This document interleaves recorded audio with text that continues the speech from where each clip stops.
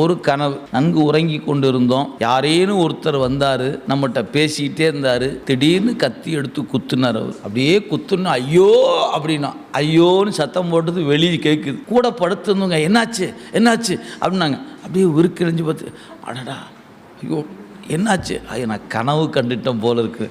வைத்து தடவி பாப்பா குத்துனாங்களே அப்படின்னாரு. இல்லை இல்லை கனவு. சி ஓ கனவு தான் வந்துச்சு. அவ்வளோ நேரம் பயந்தே போயிட்டேனுங்க. உடனே சாமி கும்பிட்டு திருநீரை பூசி வச்சுட்டு சாமி சிவ சிவா சிவ சிவா அப்படின்னு படுத்து தூங்கிடுவோம் இல்லையா?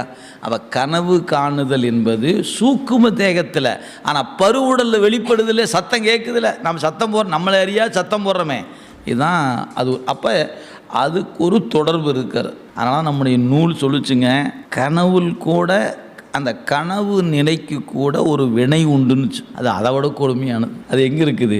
20 என்கிற நூலில் இருக்குது.